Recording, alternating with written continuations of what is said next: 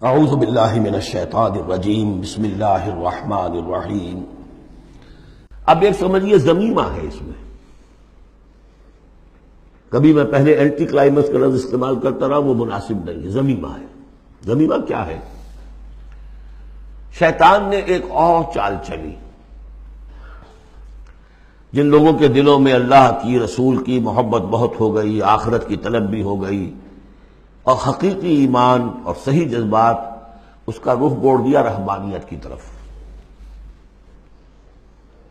جاؤ خوب نفلیں پڑھو، خوب تپسیاں کرو، خوب عبادتیں کرو، دنیا کو چھوڑو، تاکہ دنیا میں ننگا ناچ ناچوں اور جو اللہ کے ماننے والے ہیں وہ جا کر گپھاؤں میں اور پہاڑوں کی چوٹیوں پر اور غاروں میں جا کر تپسیاں کریں۔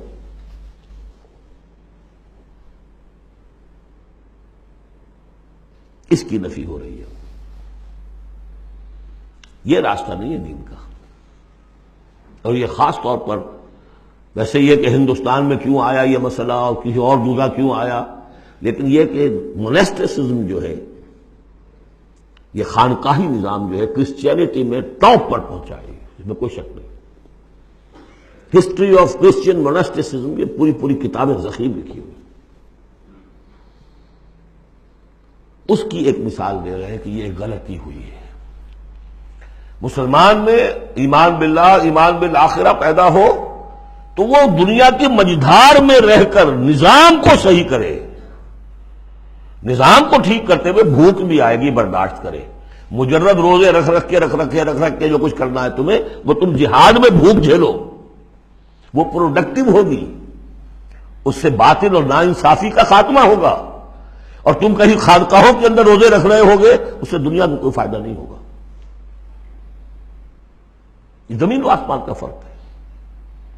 موناسٹسزم، یہی وجہ ہے کہ اسلام میں بھی جب بادشاہت آ گئی، ملوکیت کا جب آ گیا تو راستہ بڑھ گیا، باقی اب جاؤ چلے کھینچو، خانقاہیں آباد کرو، راج کرے گا خالصہ۔ لیکن یہ حکومت کے معاملات جو ہیں، ان کے بارے میں بات نہ کرنا۔ یہ ہے وہ راستہ، ٹیڑھا راستہ جو معروف، جو ہم جانتے ہیں، جن کو رسولوں کا معاملہ، تو ان میں حضرت عیسیٰ کے پیروکاروں کے اندر یہ غلطی پیدا ہوئی۔ اب اس کی مثال دی جا رہی ہے کہ مسلمانوں، دنیا سے بے رغبتی، دنیا کو چھوڑ کر آخرت کو اختیار کرنا، یہ تو ہے دین کا جوہر، لیکن اس کا یہ مطلب نہیں کہ ترک دنیا ہو جائے، رہبانیت ہو جائے، تم تمدن کو اور تہذیب کو چھوڑ کر تم کہیں جنگلوں میں نکل جاؤ، بن باس لے لو، تم وہاں پر جا کر جو ہے وہ خانقاہیں بنا لو، یہ نہیں۔ دنیا کی مجدھار میں رہو اور جہاد فی سبیل اللہ کے ذریعے سے حق کا بول بالا کرو، ناانصافی کا خاتمہ کرو، عدل کو قائم کرو، جس کا جو حق ہے اس کو ملنا چاہیے، جیسا کہ حضرت ابوبکر نے فرمایا تھا جو پہلی بیعت ہوئی ہے، بیعت خلافت، کہ لوگوں تم میں سے جو ضعیف ہے وہ میرے نزدیک قوی ہوگا جب تک کہ اسے اس کا حق دلوا نہ دوں، اور جو قوی ہے وہ میرے نزدیک کمزور ہوگا، ضعیف ہوگا جب تک کہ اس سے حق وصول نہ کروں۔ یہی بات کہی تھی حضرت سعد بن ابی وقاص نے رضی اللہ تعالی عنہ ایرانیوں سے، جب انہوں نے کہا آپ لوگ کیوں ہم پر چڑھائے؟ فرمایا انا قد ارسلنا، ہم بھیجے گئے ہیں، اللہ نے بھیجا محمد کو، محمد نے بھیجا ہمیں۔ مشن کیا ہے؟ لنخرج الناس من ظلمات الجہالت الی نور الایمان، کہ لوگوں کو نکالے ہم جہالت اور جاہلیت کی تاریکیوں سے ایمان کی روشنی کی طرف۔ ومن جور الملوک الی عدل الاسلام، بادشاہوں کے ظلم و ستم کے پنجوں سے نجات دلا کر اسلام کے عادلانہ نظام سے روشناس کرے۔ یہ ہمارا مشن ہے۔ لہذا آپ دیکھیے، اس بات کو واضح کرنے کے لیے تمہید شروع ہوئی، وَلَقَدْ أَرْسَلْنَا نُوحًا وَإِبْرَاهِيمَ، ہم نے ہی بھیجا تھا نوح کو بھی اور ابراہیم کو بھی، وَجَعَلْنَا فِي ذُرِّيَّتِهِمَا النُّبُوَّةَ وَالْكِتَابَ، اور ہم نے ان دونوں کی نسل میں رکھ دی نبوت اور کتاب۔ حضرت نوح کی بات ظاہر بات ہے کہ ان کی نسل ہی چلی ہے، لہذا نبوت بھی ان کی نسل میں چلی، لیکن ان کی نسل حضرت سام کی نسل بھی ہے، حضرت حام کی نسل بھی ہے، حضرت یافس کی نسل بھی ہے، تو یقیناً حضرت نوح اور حضرت ابراہیم کے مابین تو انبیاء اور رسل تینوں نسلوں میں آئے، حام کی نسل میں بھی، یافس کی نسل میں بھی، سام کی نسل میں بھی۔ قرآن مجید میں صرف سامی رسولوں کا تذکرہ ہے، البتہ ابراہیم کے بعد پھر جو آئے ہیں وہ حضرت ابراہیم کی نسل میں آئے ہیں، اور حضرت ابراہیم چونکہ اب سے تقریباً 5000 برس قبل کے ہیں، اور ان کی اولاد کہاں کہاں تک گئی ہے یہ بالکل اپنی جگہ پر ایک تحقیق کا موضوع ہے، لیکن ہم نبی ان کے بعد آئے ہیں، ان کی نسل میں۔ وَلَقَدْ أَرْسَلْنَا نُوحًا وَإِبْرَاهِيمَ وَجَعَلْنَا فِي ذُرِّيَّتِهِمَا النُّبُوَّةَ وَالْكِتَابَ فَمِنْهُم مُّهْتَدٍ وَكَثِيرٌ مِّنْهُمْ فَاسِقُونَ۔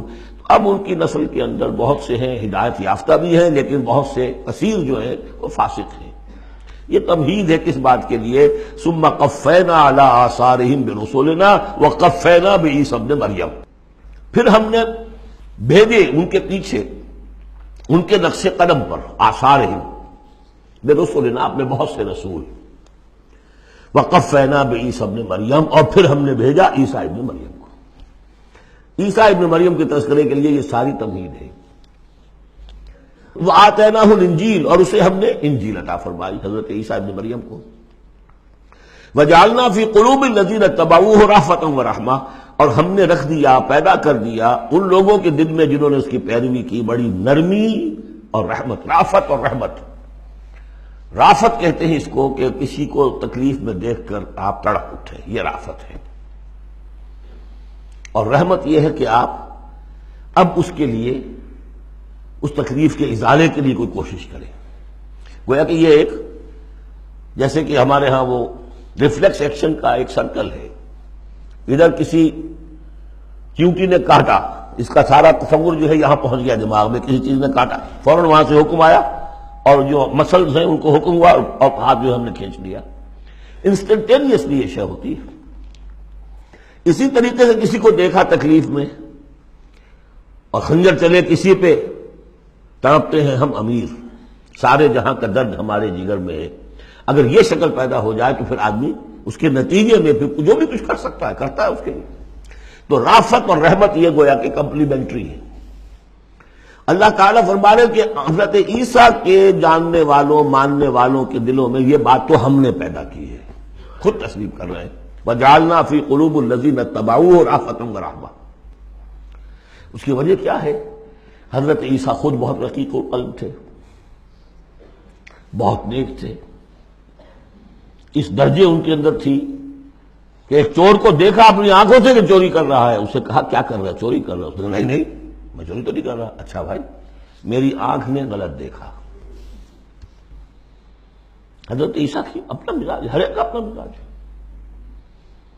لہذا وہی مزاج ان کے جو حواریین تھا ان کے اندر پیدا ہوا ہے، رافت، رحمت، رقت قلب، شفقت۔ لیکن یہ چیز اب شیطان نے اس کو موڑ دیا رہبانیت کی طرف۔ وَرَهْبَانِيَّةً ابْتَدَعُوهَا، رہبانیت کی بدعت انہوں نے ایجاد کی ہے۔ ایک شے تو ہم نے رکھی ان کے دل میں، رافت اور رحمت ہم نے رکھ دی۔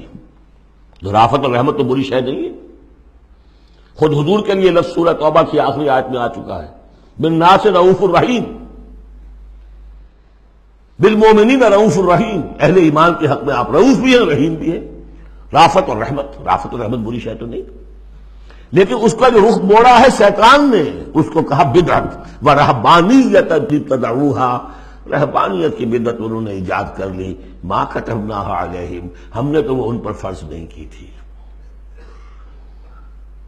إِلَّا ابْتِغَاءَ رِضْوَانِ اللَّهِ، ہم نے تو جو چیز فرض کی تھی وہ یہی تھی کہ اللہ کی رضا تلاش کرو۔ اللہ کی رضا تلاش کرنے میں ایک راستہ یہ ہے، نفس کشی، سیلف انہیلیشن، تپسیاں، ریاضتیں، رہبانیت، ترک دنیا، تجرد کی زندگی، شادی بیاہ نہیں کرنی، لیکن یہ غلط راستہ تھا۔ اللہ کی رضا کا راستہ کیا ہے؟ وَابْتَغُوا إِلَيْهِ السَّبِيلَ وَجَاهِدُوا فِي سَبِيلِ اللَّهِ بِأَمْوَالِكُمْ وَأَنفُسِكُمْ، یہ راستہ ہے جو اللہ چاہتا ہے، باطل کو ملیا بیٹ کرنے کے لیے، حق کو غالب کرنے کے لیے، ظلم کے خاتمے کے لیے، عدل و قسط کو قائم کرنے کے لیے۔ سختیاں جھیلو، تکلیفیں برداشت کرو، بھوک برداشت کرو، فاقے برداشت کرو، جان و مال کا نقصان برداشت کرو، یہ ہے کہ جو اللہ کی رضا جوئی کا راستہ ہے جو اللہ نے سکھایا ہے۔ ہاں شیطان نے موڑ دیا کہ ان کی نیکی اب تمدن سے مڑ کر ادھر چلی جائے، تاکہ یہاں تمدن کا میدان میرے لیے ننگا ناچ میں ناچوں، مجھے کچھ پوچھنے والا نہ ہو۔ فَمَا رَأَوْهَا حَقَّ رِعَایَتِهَا، پھر ایک اور دوہرا جو ان کے اوپر چارج شیٹ ایک اور ہے، پھر وہ رعایت بھی نہیں کر سکے اس کی جیسی کہ رعایت کرنی چاہیے تھی۔ ایک دفعہ آدمی طے کر لے میں ساری عمر شادی نہیں کروں گا، مجرد رہوں گا، یہ تو آسان ہے، اس کو نبھانا تو آسان نہیں ہے۔ اللہ نے انسان میں جنسی جذبہ رکھا ہوا ہے، نتیجہ کیا نکلا؟ وہ تو جو کتابیں میں نے بتایا ہے کہ یہ موٹی موٹی ضخیم کتابیں جو ہیں ہسٹری آف کرسچین موناسٹیسزم پر، ان میں پڑھ لیجیے اب کیا ہوتا تھا۔ کہنے کو راہب ہے اور راہبائیں ہیں، اور زنا ہو رہا ہے، حرامی بچوں کی پیدائش ہو رہی ہے، اور ان کے تہخانوں کے اندر قبریں بن رہی ہیں۔ وہ تہخانے جو ہوتے تھے راہب خانوں کے، وہ حرامی بچوں کے قبرستان ہوتے تھے۔ آخر فطرت کا راستہ ہے، دریا کے آگے آپ بند باندھیں گے کیا کریں گے؟ کوئی راستہ اس کا ایک اور بنائیے تو پھر وہ بند باندھ سکتے ہیں نا، چلتے دریا میں کیسے بنا دیں گے؟ وہ اسلام نے راستہ دیا ہے، حلال راستہ ہے، جائز راستہ ہے، شادی کرو، اپنے جنسی جذبے کی تسکین کا سیدھا سامان جو ہے وہ تمہارے لیے موجود ہے۔ جہاں وہاں قدغن آ جائے گی حرام خوری ہوگی، پانی کے آگے بہاؤ کریں تو پانی کہیں نہ کہیں سے راستہ نکال لے گا، یہی ہوا۔ اور کون بچا ہوا ہے؟ شاذ کوئی ہوگا، اس لیے کہ خود وہ کہتے انہی کا ایک آدمی ہے، شاہدہ شاہد من اہلہا، جب فرائڈ جو ہے انہی کا آدمی وہ کہتا ہے کہ یہ سب سے زیادہ پوٹنٹ ہے موٹیو انسان کا، the most potent motive in human beings is sex. حالانکہ غلط ہے یہ، مغربی حکماء کے میں سے کسی کی نظر کہیں جم گئی، کسی کا کہیں جم گئی۔ مارکس کو پیٹ نظر آیا، معاشی جذبہ جو ہے انسان کا، اس کو سیکس نظر آیا، ایڈلر کو دی ارج ٹو ڈومینیٹ، تفوق، خود میں تفوق۔ یہ ساری چیزیں اپنی جگہ پر پارشل ٹروتھس ہیں، سب ٹھیک ہے، لیکن بہرحال جو اتنا بڑا جذبہ ہے اس کے آگے آپ ایک غیر فطری اگر بند باندھیں گے تو اس کا نقصان کیا ہوگا؟ فما رعوها حق رعایتها، تو پھر وہ رعایت بھی نہ کر سکے، اس کی حفاظت نہ کر سکے، اس کا حق ادا نہ کر سکے، اس کو نبھا نہ سکے جیسا کہ نبھانے کا حق تھا۔ فآتینا الذین آمنوا منہم اجرہم، تو ان میں سے جو لوگ ایمان لے آئے، یعنی یہ کہ جو بھی مسلمان ہو گئے، یہ بھی مانی ہے، یا اپنے اپنے زمانے میں حضور صلی اللہ علیہ وسلم سے کی بعثت سے پہلے پہلے جو لوگ بھی تھے صاحب ایمان ان میں، ان کے لیے ان کا اجر ہے۔ وَكَثِيرٌ مِّنْهُمْ فَاسِقُونَ، لیکن ان کی بھی اب اکثریت جو ہے فاسقوں پر مشتمل ہے۔ صدق اللہ العظیم۔